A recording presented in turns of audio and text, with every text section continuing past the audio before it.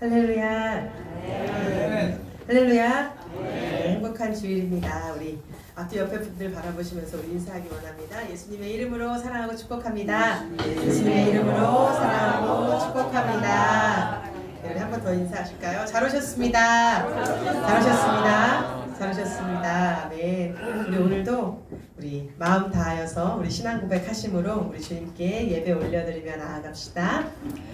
전능하사 천지를 만드신 하나님 아버지를 내가 믿사오며 그 아들 우리 주 예수 그리스도를 믿사오니 이는 성령으로 잉태하사 동정녀 마리아에게 나시고 본디오 빌라도에게 고난을 받으사 십자가에 못 박혀 죽으시고 장사한 지 사흘 만에 죽은 자 가운데서 다시 살아나시며 하늘에 오르사 전능하신 하나님 우편에 앉아 계시다가 저리로서 산 자와 죽은 자를 심판하러 오시리라. 성령을 믿사오며 거룩한 공예와 성도가 서로 교통하는 것과 죄를 사하여 주시는 것과 몸이 다시 사는 것과 영원히 사는 것을 믿사옵나이다.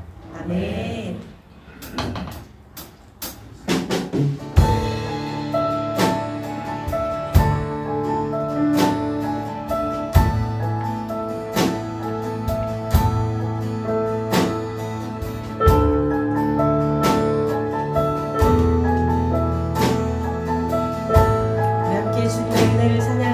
시작됐네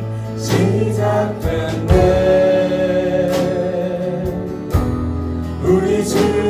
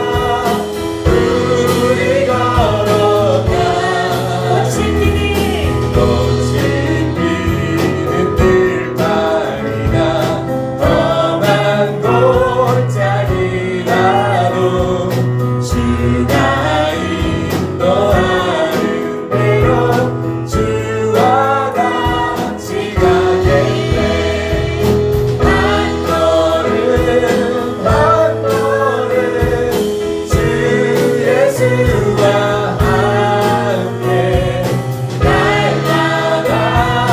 날마다 우리 걸어가 옛선지자의 똑같이 선지자의 똑같이 우리들도 천국에 들려 올라갈 때까지 주와 같이 걸어가자.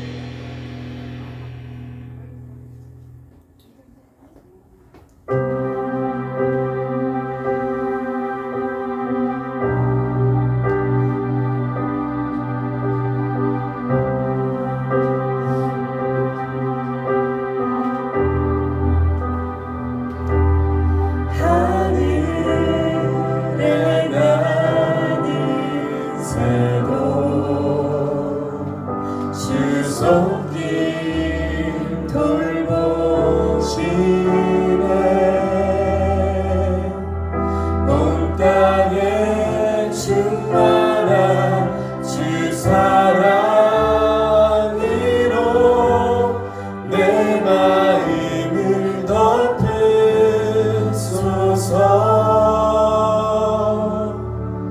주 나를 부르셨네 주의 영광 위해 모든 사람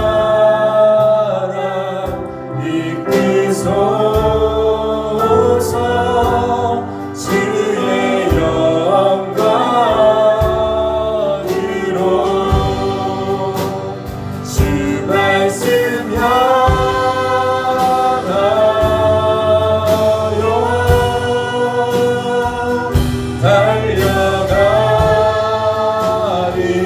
달려가리다 힘도 아닌 능도 아닌 오직 성령으로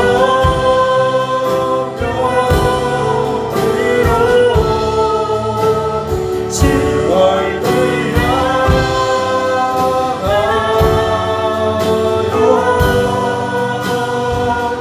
달려가리라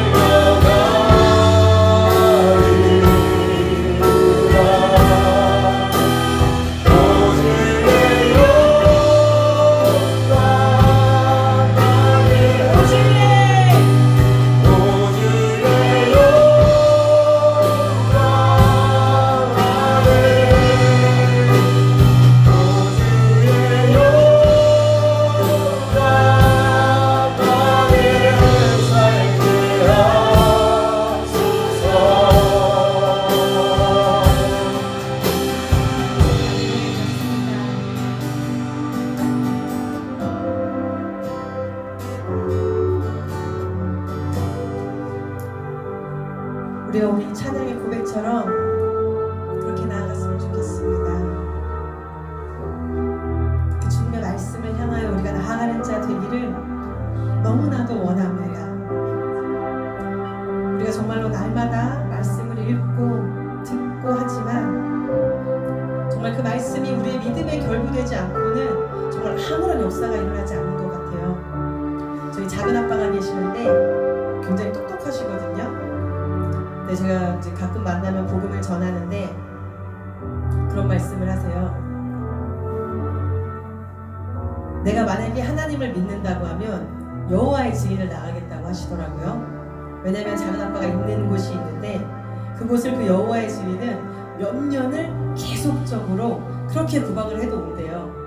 그런데 교회 사람들은 계속 변하고 오지도 않고 복음을 전하지도 않는다고 말씀하시면서 성경을 너무나 재밌게 몇 번을 읽으셨대요. 몇 번을 읽으셨는데 아무런 감동이 없다라고 얘기하시더라고요.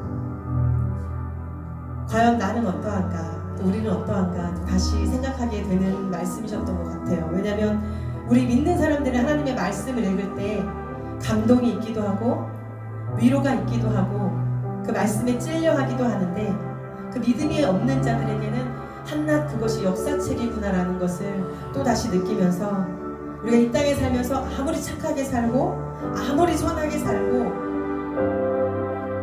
정말 누가 보기에도 율법이 없는 자처럼 산다 할지라도 우리 안에 생명이 없으면 아무런 소용이 없다는 것을 다시 느끼면서 우리가 정말로 우리 가운데 주어진 이 성경 66권을 향해서 달려가는 시간이 오늘이기를 원합니다. 그래서 오늘 우리 가운데 그 선포되는 말씀으로 우리의 믿음에 결부시켜서 정말 우리가 이렇게 성경을 읽어도 깨닫지 못하는 자들이 여전히 많이 있고 여전히 우리 가족 중에도 있거든요. 그래서 우리가 그 말씀을 살아내는데 우리의 힘으로는 할 수 없습니다. 우리가 성령으로 하나님 그 말씀을 살아내므로 하나님 우리가 정말로 빛되기를 원하오니 하나님 오늘도 우리 가운데 말씀하여 주시옵소서. 우리 그 말씀을 향해서 달려가기를 원합니다. 우리 그런 마음으로 이 시간 주님의 이름 한번 부르며 기도하며 나아갑시다. 주여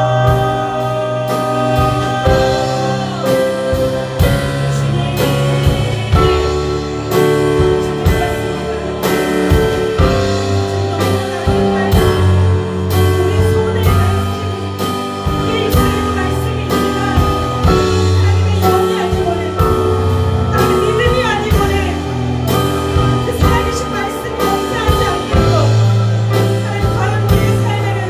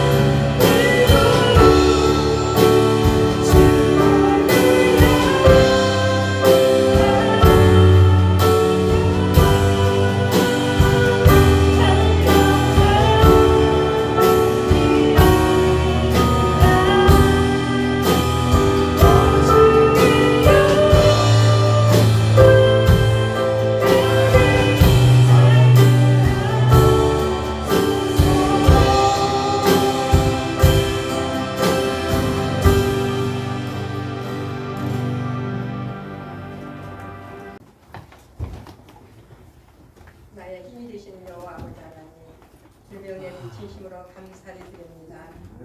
유난히도 덥고 길었던 여름 날씨도 이제 지나가게 하시고, 아버지 하나님, 가을에 접어들어서 9월달 셋째 주 예배를 주님 앞에 드릴 수 있도록 우리들의 몸과 마음을 인도하여 주신 주님 은혜를 진심으로 감사를 드립니다.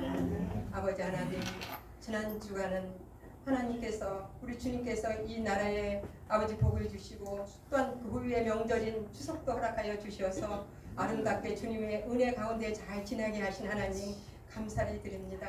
사랑하는 부모 형제들 자녀들 만나게 하시고 풍성한 은혜를 누리며 주의 사랑을 전하며 또한 믿지 아니하는 자녀들 위해 또한 부모들 위해 형제들에게 아버지 하나님을 전할 수 있도록 하나님 좋은 기회를 허락하여 주신 주님 감사를 드립니다. 아버지 가족 구원을 위해서 아버지 하나님 앞에 소원하며 기도하오니 하나님 응답하여 주시옵소서. 가족 구원이 한속히 이루어짐으로 아버지 하나님 믿음의 명가들을 이루고 살아갈 수 있도록 하나님 은혜에 은혜로 도하여 주실 것을 믿고 또한 감사를 드립니다. 주님 감사합니다. 이 땅의 모든 곡식들도 아버지 풍성한 아버지 열매를 맺고 사는데 맺고 있는데 저희들의 믿음은 얼마나 열매를 맺었는지요. 주여 우리의 연약함을 용서하여 주시옵시고 주님 안에서 우리의 믿음이 더욱더 성실하게 잘 자라나서 하나님 앞에 많은 열매를 맺어 드릴 수 있기에 부족함이 없는 우리 귀한 성도님들이 다 되어질 수 있도록 하나님 은혜에 은혜로 더하여 주실 것을 믿고 또한 감사를 드립니다. 주님 감사합니다.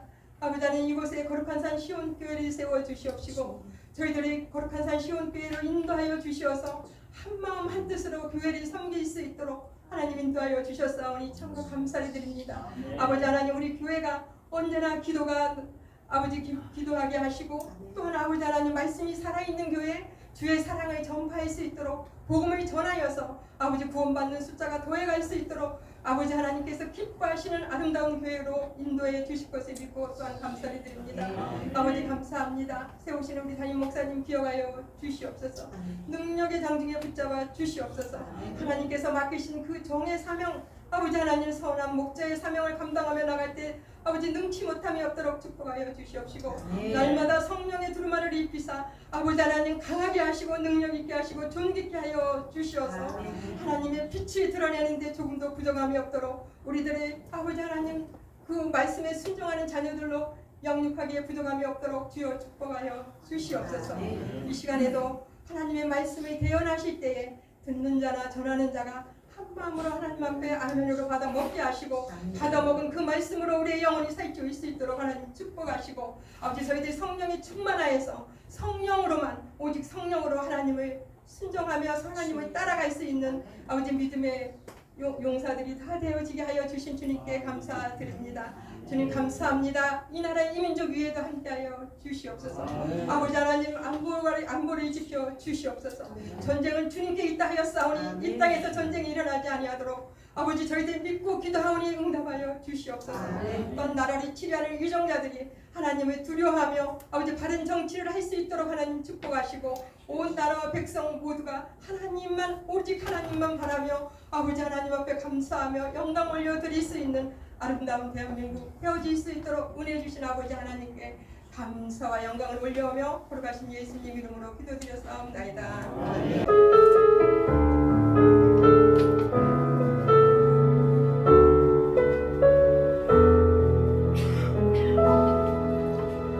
나의 평생에 가장 복된 일은 내가 예수님을 만난 것이라. 나의 평생에 가장 잘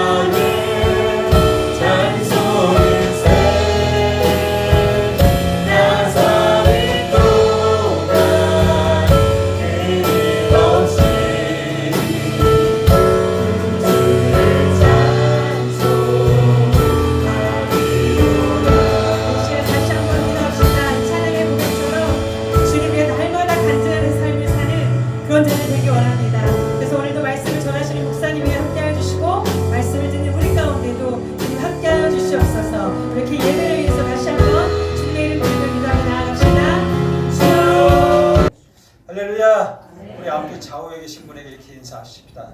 우리는 행복한 사람입니다. 네. 왜냐하면 주님이 나의 주님이십니다.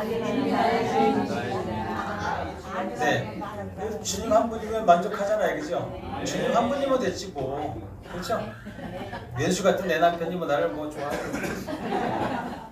주님이면 최고지, 그죠? 자, 오늘 하나님이 주신 말씀을 함께 봉독해 올리겠습니다. 같이. 자, 우리 시편 119편입니다. 시편 119편 우리 49절로 51절, 자 56절까지 같이 읽겠습니다. 우리 주보에는 49절하고 50절 이렇게만 했는데 성경을 찾아서 우리 49절부터 56절까지 같이 읽겠습니다. 자, 시작. 주의 종에게 하신 말씀을 기억하소서. 주께서 내게 소망을 가지게 하셨나이다. 이 말씀은 나의 고난 중에 위로라. 주의 말씀이 나를 살리셨기 때문이니이다. 교만한 자들이 나를 심히 조롱하였어도 나는 주의 법을 떠나지 아니하였나이다. 여호와여, 주의 옛 규례들을 내가 기억하고 스스로 위로하였나이다. 주의 율법을 버린 악인들로 말미암아 내가 맹렬한 분노에 사로잡혔나이다. 내가 나그네 된 집에서 주의 율례들이 나의 노래가 되었나이다. 여호와여, 내가 밤에 주의 이름을 기억하고 주의 법을 지켰나이다. 내 소유는 이것이니 곧 주의 법도들을 지키는 것이니이다. 아멘. 우리 제목을 따라 하시겠습니다. 나를 살리는 말씀. 네. 사람이 살다 보면은요, 참 힘들고 어려운 때를 참 많이 만납니다. 그렇죠? 힘들고 어렵고 또 더 나아가서는 고통과 환난 가운데도 우리가 처할 때가 많이 있습니다. 그런데 그럴 때에 힘들고 어렵고 어디에 고립되어 있는 것처럼 정말 고통 가운데 환난 가운데 내가 혼자 있는 것처럼 있을 때에 누군가 내 옆에 와가지고 위로해 준다면, 그렇죠? 누군가 옆에서 위로해 준다면 큰 힘이 우리가 나죠. 힘이 나고 살만 납니다. 예.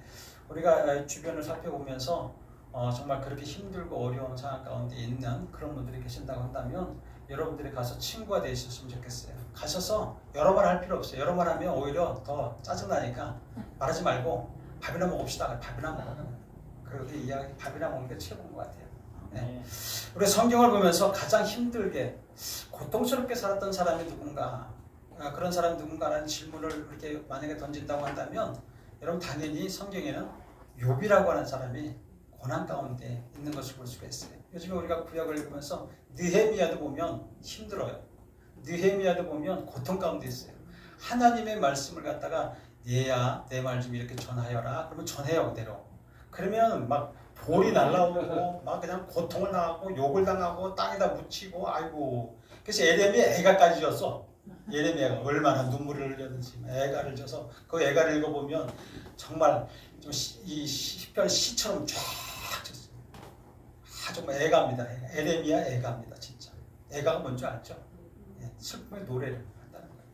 이게 느헤미야도 그랬지만 우리 당연히 이 성경에서 가장 고통받고 가장 힘들게 살았던 사람의 인물을 보면 욥이라고 하는 사람이 있어요. 근데 욥을 읽을 때 보게 되면 욥의 세 친구가 등장해요. 그렇죠? 세 친구가 등장하는데 욥과 함께 아주 그냥 같이 논쟁을 하는 이야기들이 거의 다 차지하고 있어요.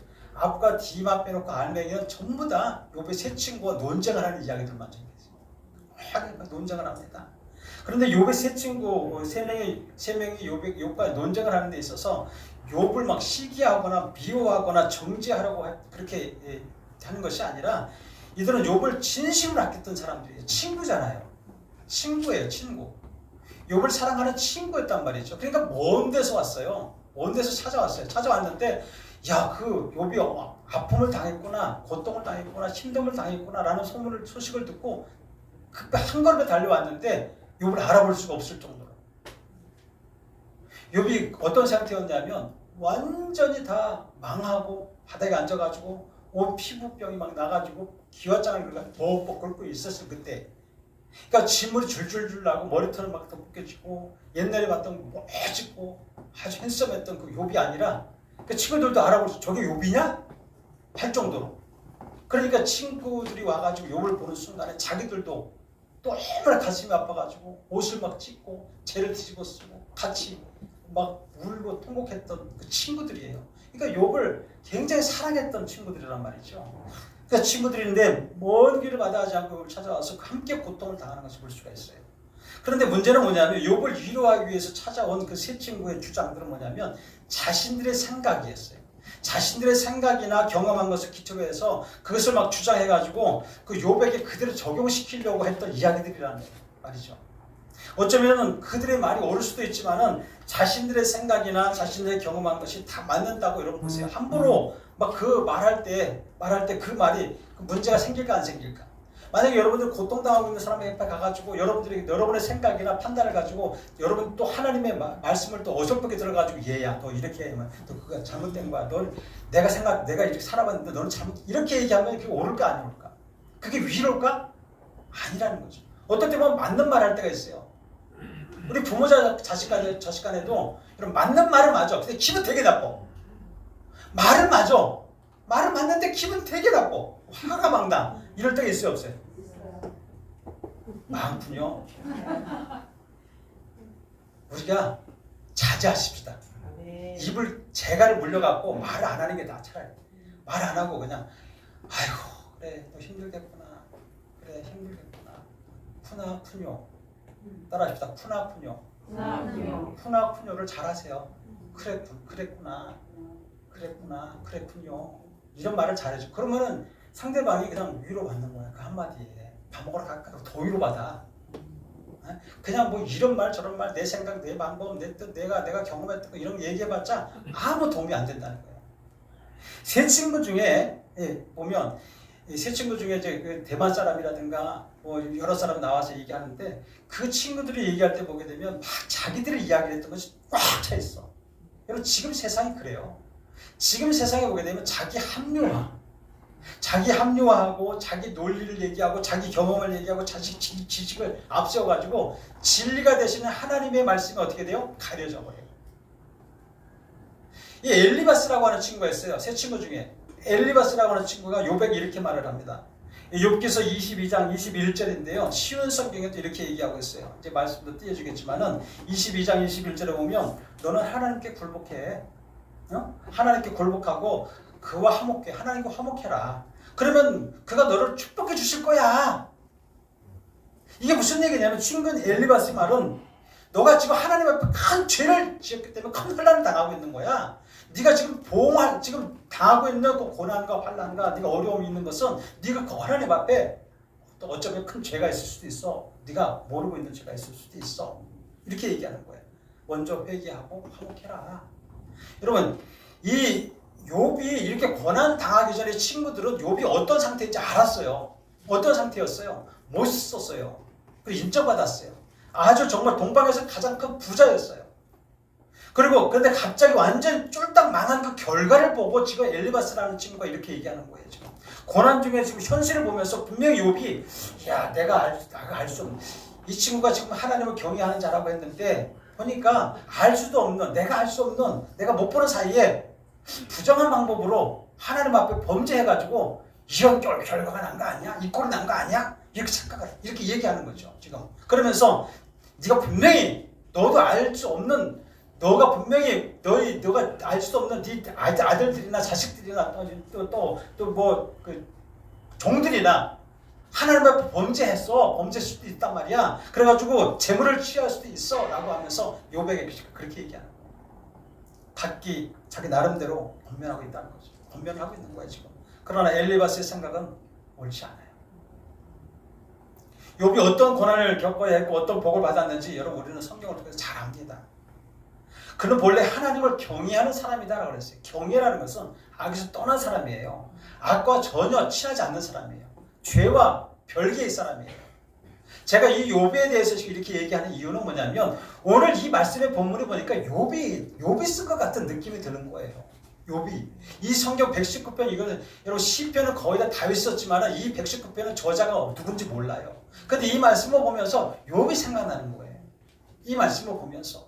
그런데 욥은 정말 성경이 어떻게 평하고 있냐면 욥기서 1장 1절에 보게 되면 우스 땅에 욥이라 불리는 사람이 있었는데 그 사람은 온전하고 정직하여 하나님을 경외하며 악에서 떠난 자더라 라고 분명하게 욥기서를 시작하면서 1장 1절에 그렇게 써 있어요. 하나님의 이렇게 여러분 하나님 앞에 정직하고 온전하고 또 하나님을 경외하면서 악에 떠난 사람에게 여러분 복을 주실까 안 주실까? 복을 주세요. 여러분 복 받고 싶지 않아요? 동방에서 가장 부자가 아니라 고나리에서 가장 부자가 되고 싶지 않아요? 스포츠 다 타고 다니고 싶지 않아요? 네? 네? 부자가 되고 싶지 않아요? 아니요. 나는 부자가 되고 싶은데 성부가 되고 싶다 얘기지. 여러분의 말은 성부가 되고 싶다는 얘기지. 아이 그거나 성부가 더 좋지만 맞아. 이런 욥에게 하나님 복을 주신 거예요. 하나님께 복을 받은 자예요. 그에게 어떤 복이 있냐면 자식의 복도 있어요. 7명의 아들, 3명의 예쁜 딸, 그리고 많은 가축을 주었어요. 하나님을 경외하면서 악에서 떠난 욥을 가지고 동방에서 가장 훌륭한 사람이라고 하나님이 높이셨어요. 하나님이 여러분 높이시면 낮을 자가 없어요. 하나님이 높이시면. 그래서 잠언서 3장 3절과 4절에 보게 되면 인자와 진리가 네게서 떠나지 말게 하고, 이게 뭐예요? 악에서 떠나지 말고, 그러니까 하나님을 경외하고 악에서 떠나 살면 이거예요. 진리가 내게서 떠나지 말게 하고 그것을 네 목에 매며 내 마음판에 새기라. 그리하면 내가 하나님과 사람 앞에서 은총과 기중의 여김을 받으리라. 이 말씀과 같이 욥은 정말 하나님의 앞에 기중을 받은 사람이고 복을 받은 사람이고 많은 사람들에게도 어떤가 하면은 자녀들이 생일 때마다 여러분 각기 자기 집에서 여러분 10명이란 말이에요. 10명의 자녀들이 다 커가지고 이제 모여가지고 생일 때마다 잔치를 베푸는 거예요. 파티를 벌인다는 얘기죠. 돌아가면서 파티를 베푸고 나면 반드시 욥은 그 자녀들을 다 불러 모아드려요. 너희들 불러다가 혹시 하나님 앞에 범죄했는가? 혹시라도 하나님 앞에 마음에 상하게 하지 않았는가? 욕되게 하진 않았는가? 그들을 그렇게 해서 성결하게 하고 하나님을 경외하는 번제의 제물을 드렸다, 예배를 드렸다 이렇게 써 있어요. 점검하는 거예요. 자식들한테까지도. 너희들 파티 벌이냐고 혹시라도 술에 좀 취해가지고 뭐 실수라도 하지 않니? 너 혹시 하나님 앞에 그냥 속된 말로 속어를 쓰지 않았니? 막 이런 하나하나 아주 디테일하게 물어봤다는 거예요. 그래서 번제를 혹시라도 했으면 번제로 성결하게 하고 예배를 드렸다는 거예요.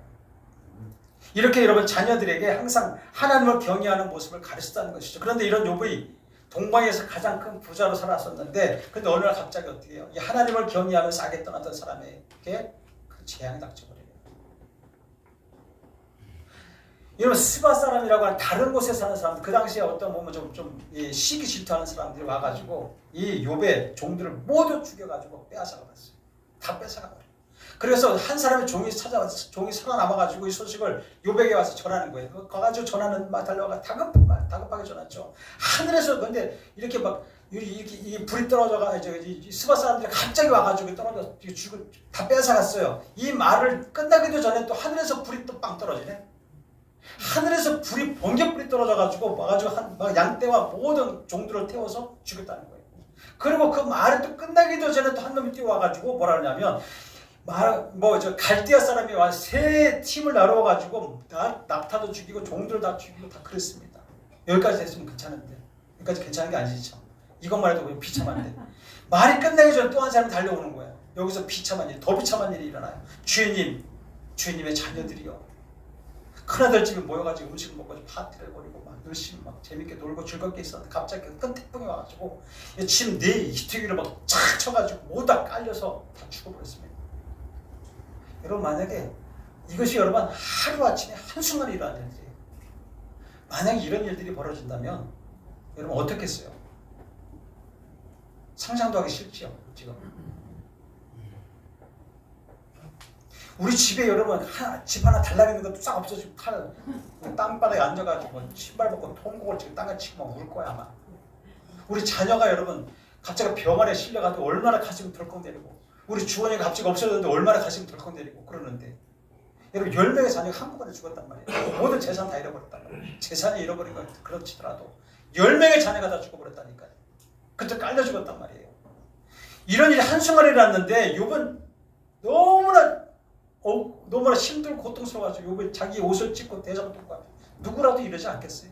이거보다 더 하지 않겠어요? 기가 막혀서 아마 쓰러져가지고 기절했다든가 아마 죽어버렸을 거야 아마. 근데 여러분 보세요. 실제로 이런 인생을 살았던 글이 오늘 아침에 제가 보니까 우리 저희 SNS에 왔는데 글이 하나 제가 소개시켜드리려고 해요. 이런 인생이 실제로 이런 인생을 살았던 인생이 있어요. 이게 욥도 그랬지만은 실제로 우리 각각 우리 인생 살아가는 데 있어서 그런 인생도 있다고 이렇게 나오더라고요. 이게 누구냐면은 박지성이 있었던 이거 유럽의 그 명문 축구단 맨체스터 유나이티드 그 구단주가 됐던 사람이에요. 결국에는 구단주가 됐던 사람이에요.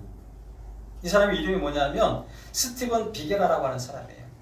스티븐 비게라 뭐 이름이 주단은 뭐 잘 이어지지 않지만 아무튼 근데 이 사람이 어떤 세대에 살았냐면 20살 때 프로축구 유소년으로 발탁됩니다. 20살 때 발탁이 돼요. 얼마나 기쁘겠어요.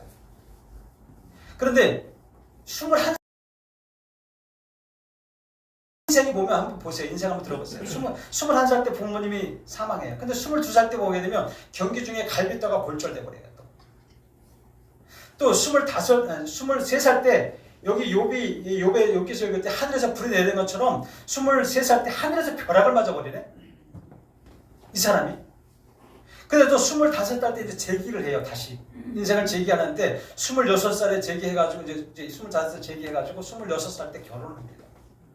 결혼하면 얼마나 행복해요. 그런데 오래가지 못해요. 그 다음 해에 곧바로 이혼해버려요. 곧바로 이혼해요. 그리고 28살 때 형제가 죽어요. 그리고 29살 때 보증을 잘못 써가지고 쫄딱 망해요. 이거 어떻게 이런 인생이 다 있어?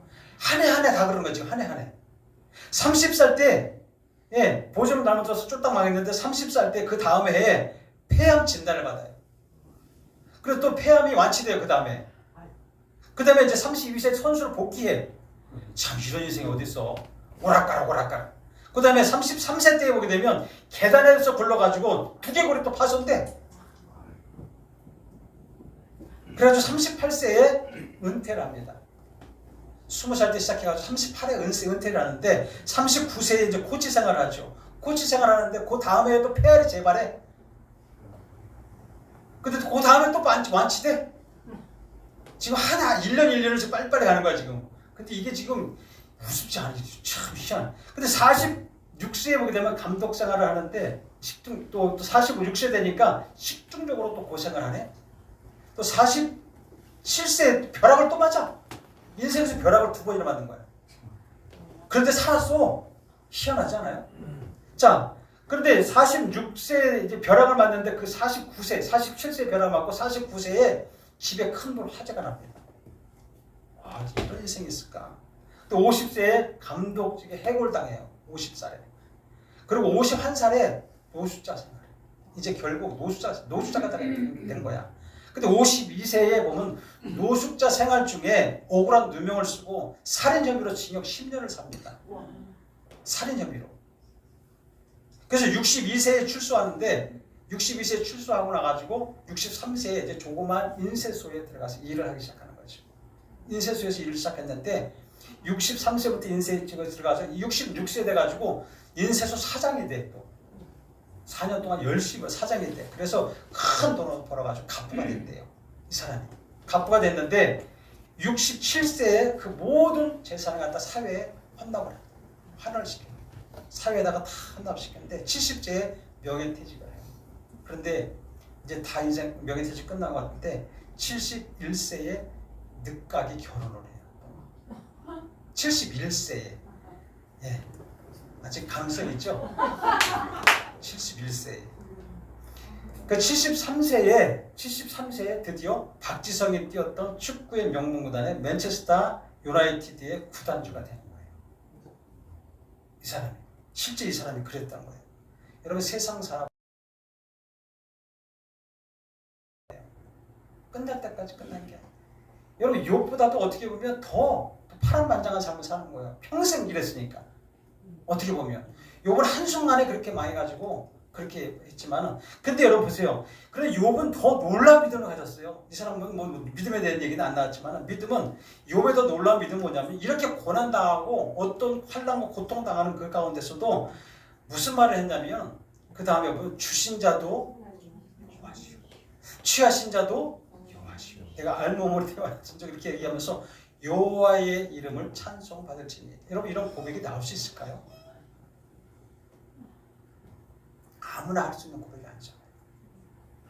이러한 욥의 근본적인 믿음에 대해서 이 하나님에 대한 이 믿음에 이 사단은 시기한 거예요. 그래서 사단 마귀는 시기 질투하면서 하나님과의 사이에서 멀어지게 하려고 온갖 시험을 주고 고통스럽게 했어요. 물론 하나님의 시험 아래에서, 하나님의 허락하에서 하나님이 욥을 아신 거예요. 욥의 믿음을 아신 거예요. 욥을 하나님을 경외하는 자라 그랬습니다. 악에서 떠난 자라고 그랬어요. 아는 거예요. 그 시기 질투하는 세력이 있을까 없을까? 있죠. 그러나 하나님은 욥의 믿음과 하나님이 주신 소망을 끝까지 붙들고 있었다는 것을 아셨기 때문에 결국에는 모든 것을 나중에 보게 되면 42장까지 읽어보게 되면 욥이 하나님께서 회복시키시고 큰 은혜를 갑절로 주시는 걸 볼 수가 있어요. 욥기서 42장 10절에 보니까 욥이 그의 친구들을 위하여 기도할 때 여호와께서 욥의 곤경을 돌이키시고 여호와께서 욥에게 이전 소유보다 갑절이나 주신지라. 아멘. 여러분 인생을 살다 보면 누구나 환난의 때를 맞이할 수가 있어요.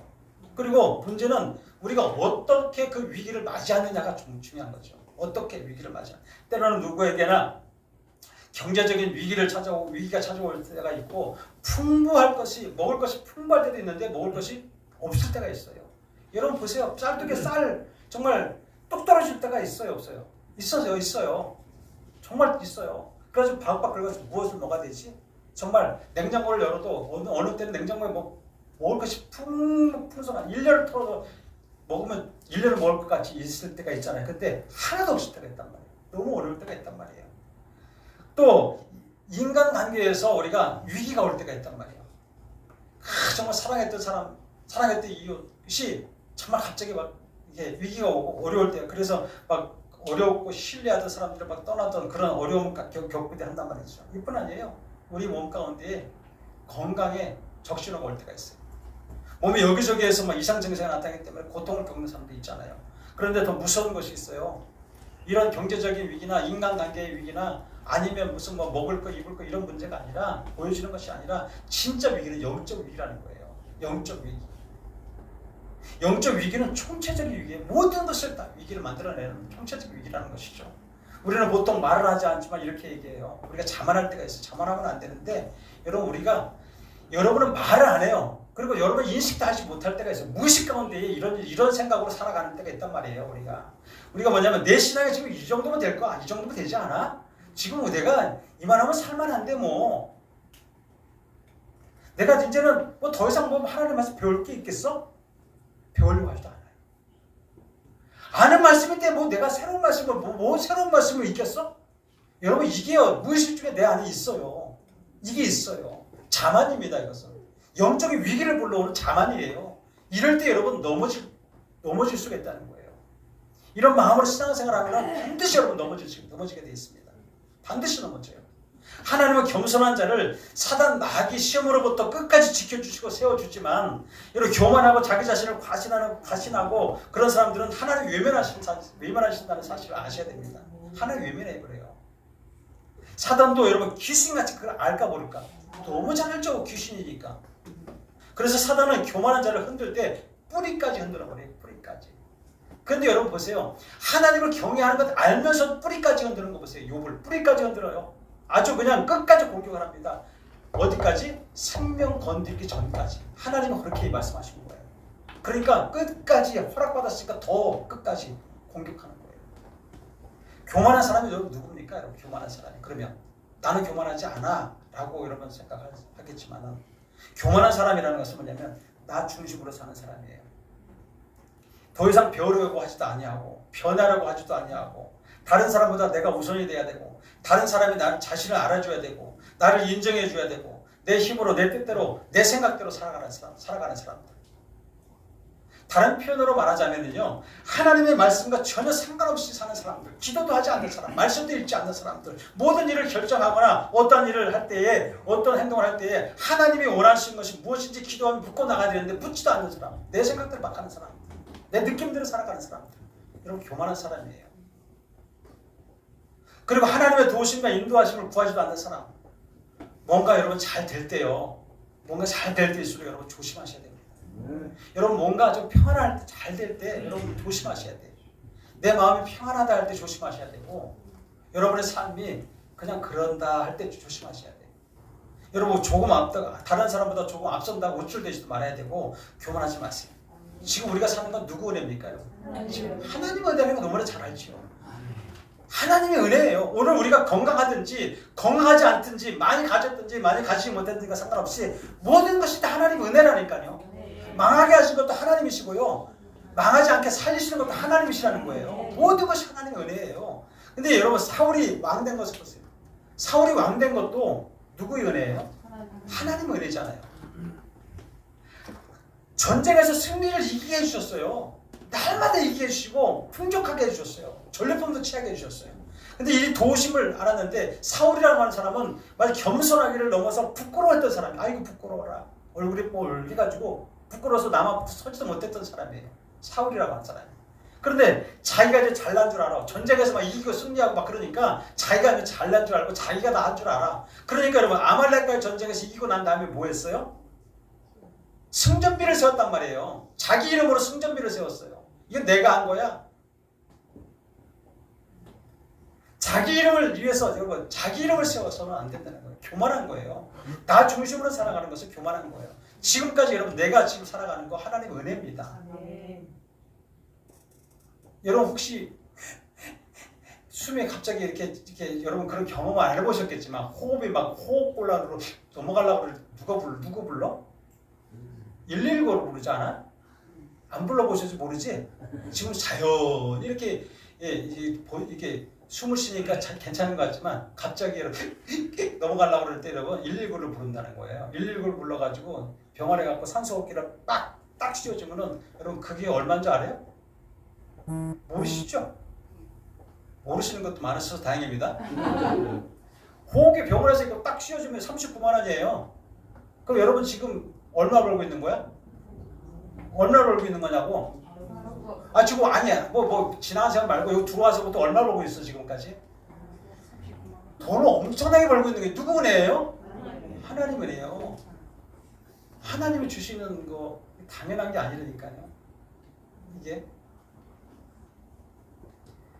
우리가 내 생각대로 살면 안 돼요. 하나님의 말씀의 명령보다도 자기 생각이 좋을 대로 이렇게 행동했던 그 사울의 결과가 어떻게 됐을까요? 기념비를 세우고 자기가 했다고 생각하고 이랬던 사람은 어떻게 생각합니까? 비참한 최후를 맞이해요. 그가 교만하기 시작했을 때 그에게 어떻게 들어가냐면 악령이 들어갑니다. 악령이 이끌려 살아요. 악령이 그의 삶을 조종하기 시작했다는 거예요. 악령이 조종했다는 거예요. 죽이고 싶지 않은데 창을 던지고, 자기가 말하고 싶지 않은데 말을 막 하고. 악령이 든 사람들은요, 자기와 상관없어요. 사단이 조종하는 거예요. 꼭두각시 불가. 여러분 이스라엘과 여호수아가 여리고성을 무너뜨렸어요. 그 견고한 여리고성을 무너뜨렸을 때에 그 누가 한 거예요? 자기들이 소리를 빡 질러가지고 나팔을 막 불어가지고 빡 무너졌나? 그건 팩트 맞아, 사실이야. 빡 해가지고 무너진 건 사실이야. 근데 하나님이 하셨어요? 그들이 한 거야? 하나님이 하셨잖아요. 하나님이 하셨는데 불구하고 그 큰 성이 무너졌으니까 이제 작은 아열성을 보고, 하긴 여기까지 뭐 우리가 가서 3,000명만 갖다가 풀어놔도 이거 무너질 거야 해서 어떻게 됐을까? 완전히 쫄딱 망해버려요. 완전 대패합니다. 대패. 여러분 우리의 삶 가운데 하나님의 말씀으로 기초로 사는 것이 왜 중요한가? 생명이기 때문입니다. 생명이 이거 소망이기 때문에 그렇습니다. 이 욥이 여러분 욥이 이야기했을 때 욥이 그렇게 고난당했을 때에 왜 그걸 견뎌낼 수 있었을까? 범죄하지 않냐고? 소망이 있었기 때문에. 하나님의 소망이 있었기 때문에. 하나님의 소망, 오늘 본문의 시편 119편 49절 이렇게 얘기합니다. 주의 종에게 하신 말씀을 기억하소서. 주께서 내게 소망을 가지게 하셨나이다. 아멘. 여러분 어떤 어려움이 있다 할지라도요, 우리에게 소망이 있으면 하나님께서 주신 그 소망의 말씀만 붙들고 살아간다면요, 우리는 살아갈 수가 있는 거예요. 우리는 살 수 있는 거예요. 우리 교회도 그렇고 여러분 개개인의 삶도 그렇지만은 언제든지 여러분 흔들릴 수 있어요. 그런 요소들이 있어요. 우리는 환난 가운데 넘어질 수 있는 그런 순간들이 올 수 있다는 것이죠. 그러나 나를 살리고 우리 교회를 살리고 여러분의 가정을 살리는 것이 살리는 말씀이 우리의 반석이고 소망이기 때문에 우리는 견딜 수 있는 거예요. 우리가 아프고 힘들고 고통스러워도 우리가 하나님의 말씀이 있고 그것이 소망이기 때문에 견딜 수 있는 거예요. 우리를 살리게 하는 것과 모든 환난에서 건지게 하신 것은 하나님의 말씀인 것을 기억하시기 바랍니다. 하나님은 언제나 환난과 어려움과 혼란 가운데 항상 보게 되면 보화를 감춰 놓으시더라고요. 우리가 욥의 처음부터 끝까지 가운데 계속 읽다 보면 42편까지 그 전에 읽어보면 아이고 욥이 어떻게 이렇게 살아 이렇게 하지만 여러분 결과를 보세요. 그 보배를 감춰놨던 하나님 은혜, 갑절의 은혜,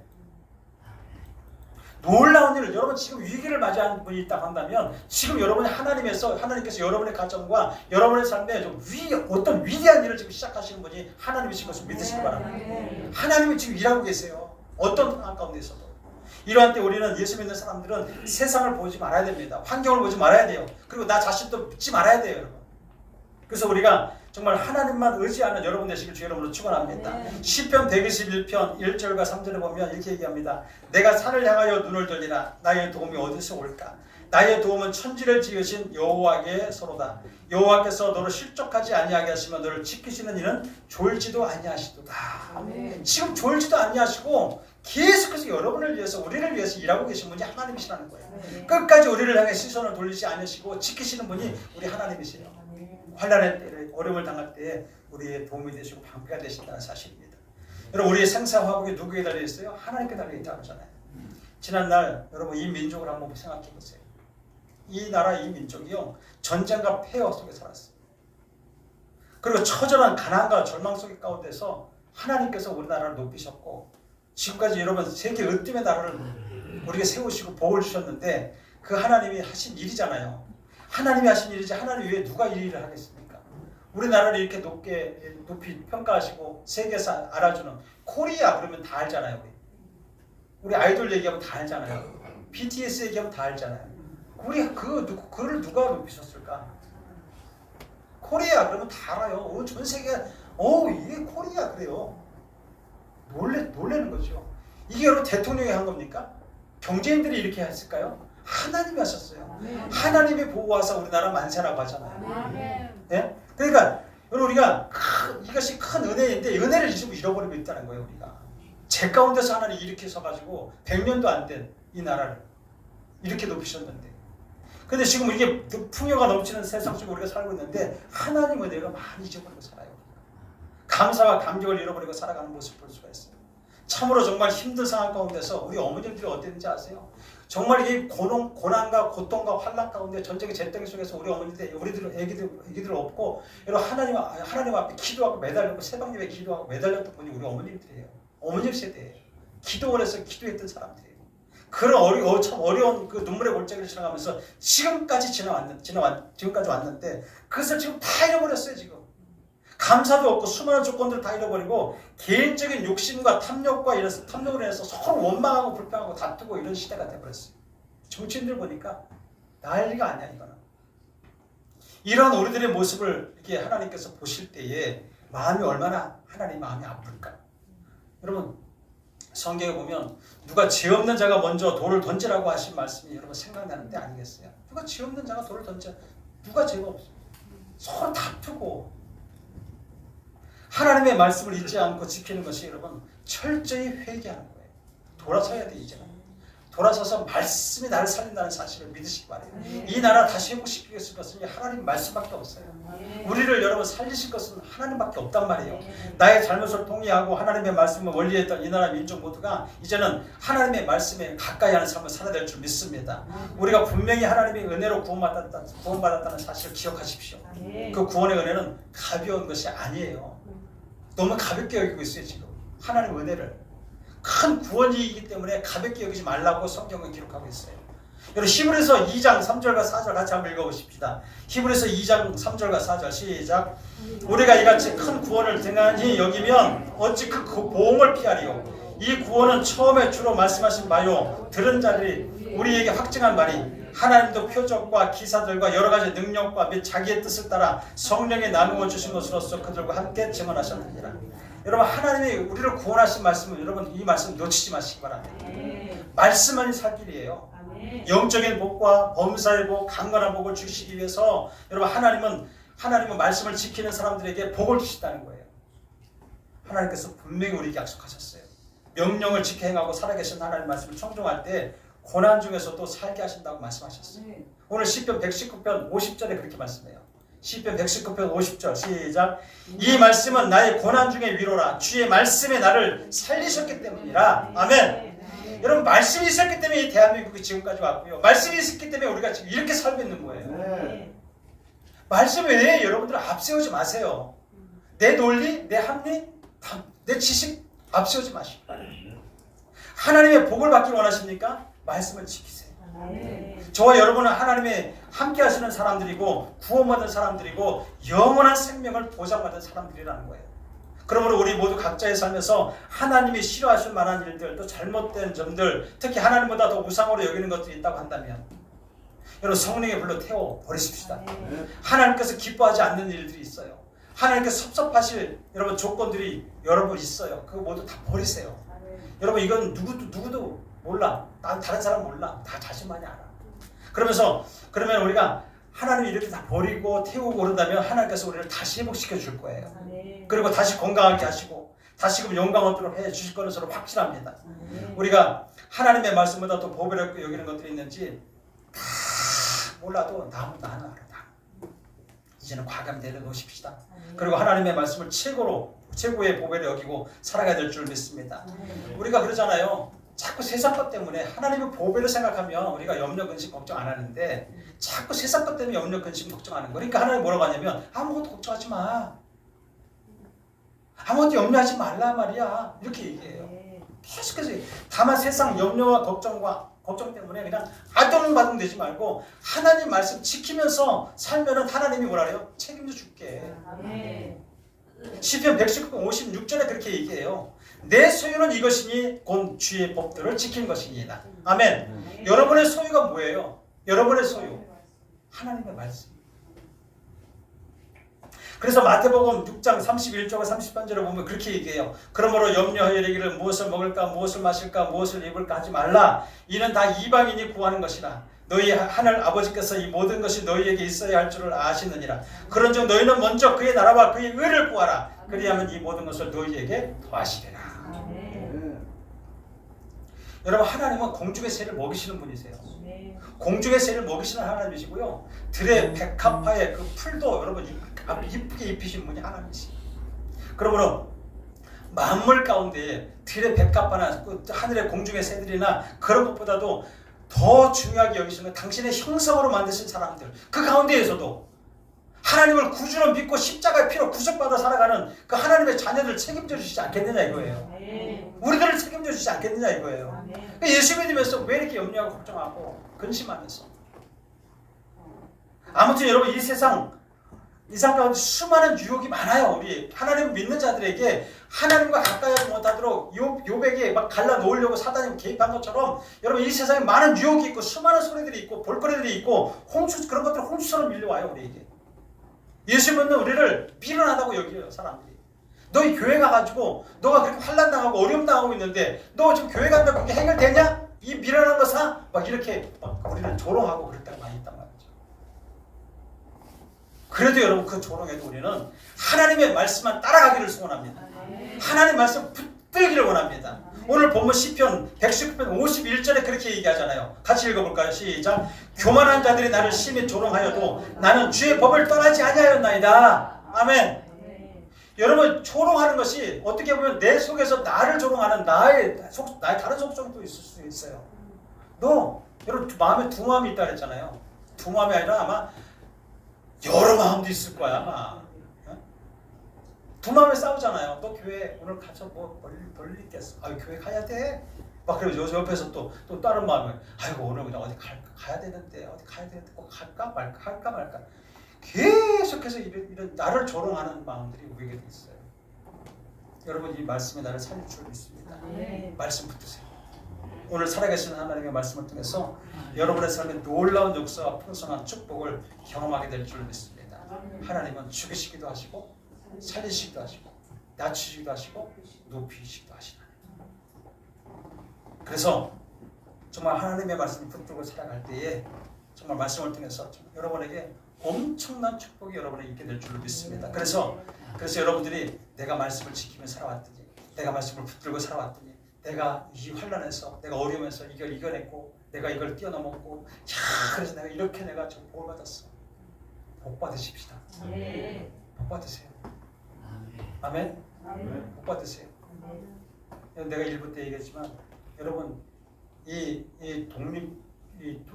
우리나라 일제 때 여러분 나라가 뺏겼을 때에 여러분 밥도 없고 농사질 일도 없고 그래서 솥과 삽과 괭이들을 다 팽개쳐버리고 뭘 잡았어요? 사람들이 소총 잡았어요. 소총 딱딱딱딱딱한 소총 한 발 땡기가 또 쏘고 한 발 땡겨 쏘고 이런 총으로라도 나라를 지키려고 굶어 죽어가면서 썩은 감자 하나 먹어가면서 이 나라를 지켰어요. 나라를 지킨 것도 중요하지만 여러분 더 중요한 게 뭐냐면 그 독립군들을 뒤에서 후원하는 분들이 있었어요. 후원하는 분들이 뭐예요? 독립자금을 모았어요. 여러분 제가 이 말씀 왜 드리는지 아세요? 여러분 하나님의 나라 생활을 하는데 여러분 하나님의 말씀에 따라 사십시다. 하나님의 말씀에 따라 사세요. 여러분의 소유는 뭐예요? 하나님의 말씀이에요. 여러분 돈이 아니에요. 여러분 인색하게 하나님 앞에 드리지 마시고 하나님 앞에 여러분 헌금들 잘하시라고 말씀드리는 거예요. 시험들은 꼭 있을 수도 있어요. 그러나 말씀을 드리고 싶어요. 왜? 가르쳐야 되거든요. 여러분 11조 제대로 하세요. 성경에 11조 제대로 하는 사람 복 받는다고 그랬거든요. 11조 제대로 했으면 좋겠어요. 물론 하시는 분들 있어요. 다 잘하세요. 그런데 여러분 자신을 속이지 마세요. 제대로 하시고 그렇게 하나님 앞에 정말 여러분 정성껏 인색하게 하지 마시고 정성껏 드리세요. 제가 안 떼먹어요. 저 안 가져가요. 그거. 저도 드리고 있어요. 여러분 하나님 앞에 복 받으십시다. 하나님 복 받는 길은요. 하나님을 경외하는 것밖에 없어요. 돈 많이 드린다고 복 받는 게 아니에요. 없으면 안 드려도 돼요. 예? 근데 있으면서도 안 드리는 거예요. 이게 안 되잖아. 그러니까 잘 드리세요. 그리고 하나님의 나라를 세워나가십시다. 여러분 빼앗긴 나라를 아까도 얘기했죠. 빼앗긴 나라를 위해서 여러분 죽음을 불사하고 나간 사람들이에요. 죽으면 죽으리라 나간 사람들이에요. 그 사람 청양을 맞아서 죽어도 나의 나라를 사랑하겠다고 독립군으로 모집된 사람들, 정규 훈련 받지 않은 사람들이에요. 그러면 뒤에서 여러분 그 애기 자기 자식에게 밥을 하나 먹이지도 못하지만 나라를 구하겠다고 독립자금으로 내준 사람들이에요. 이런 마음으로 우리가 여러분 하나님 나라를 구해야 되지 않겠습니까? 그래서 말씀드리는 거니까 시험 들지는 마세요. 네. 그리고 정말 하나님의 말씀으로 여러분 사시기 바랍니다. 말씀대로만 살면 복 받게 돼 있어요. 아멘. 그래서 여러분 환난, 어려움, 고난, 재정 좀 고난 당하는 분도 있지만 하나님이 하시면 여러분 역사가 일어납니다. 아멘. 그래서 하나님 앞에 말씀대로 말씀만이 나를 살린다. 따라합시다. 말씀만이 나를 살린다. 말씀만이 우리 가정 살린다. 말씀만이 우리 교회 살린다. 그럼요. 하나님의 나라를 살리십시다. 기도하십시다. 거룩하신 하나님 아버지.